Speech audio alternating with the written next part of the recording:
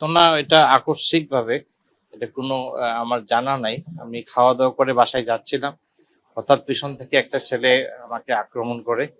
তার সাথে কথা বলতে বলতে বাম দিক থেকে আরেকজন এসে অনেকগুলা ইনজুরি করছে।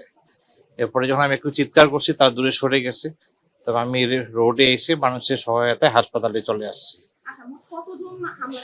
দুইজন। এটা বলতে পারবো না, তাদের সাথে আমার কোনো কথাই হয়নি। হঠাৎ করে যে কেউ এসে কথা বলবে বা আমার সাথে কোনো এরকম না, হঠাৎ করে আক্রমণ করে যখন আমি একটু চিৎকার করছি তখন তারা দূরে সরে গেছে। তো তারা একদিকে গেছে, আমি সেফটির জন্য অন্যদিকে চলে আসছি। আমার তো ওই যে স্যার, আমি এখানে আসি, আমাদের প্রফেসর স্যাররাও এখানে অপারেশন করে এটাকে স্টেবল অবস্থায় রাখছে। পরবর্তীতে তো আমি এই মুহূর্তে বলতে পারতেছি না পরে কি হবে। না না না, এদেরকে আমি আগে কখনো দেখছি বলেও মনে হয় না।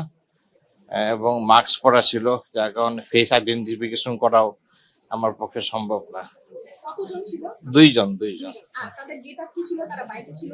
না না, হেঁটে ছিল, আমার বেশি বেশি হেঁটে এসে পিছন দিক থেকে আক্রমণ করছে একজন। আর একজন পরে তাকে পিছনে যে যাকে কথা বলে, আমি যখন প্রটেস্ট করতেছিলাম তখন আরেকজন সাইড থেকে এসে, ওটা ওয়াকিং ছিল, আমিও ওয়াকিং ছিলাম। পোশাক শার্ট প্যান্ট ছিল, ওইরকমই। বয়স কত, একজনের বয়স অনুমানিক 20 অ্যারাউন্ড, আরেকজন মনে হয় 25 অ্যারাউন্ড এরকম হবে।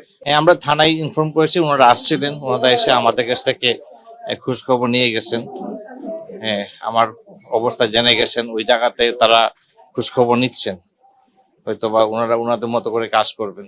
পারিবারিক তো, আমি তো এখানে নতুন আসছি মাত্র, এখানে তো আমার কোনো পারিবারিক পৈতৃক সম্পত্তি নাই, যখন এরকম হওয়ার কোনো সম্ভাবনা আমি দেখি না আর কি।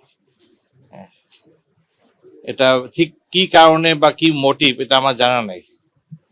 এটা ইনভেস্টিগেশন করে যদি বের, এটা তো মনে নাই। আর এটার সময় আমরা বের হয়েছি, খাওয়া দাওয়া করছি, খাওয়া দাওয়া করে বের করছি 3 PM এর আশপাশ হবে। এরকম হইতে পারে, আমার ঠিক গড়ি তো দেখি নাই তখন।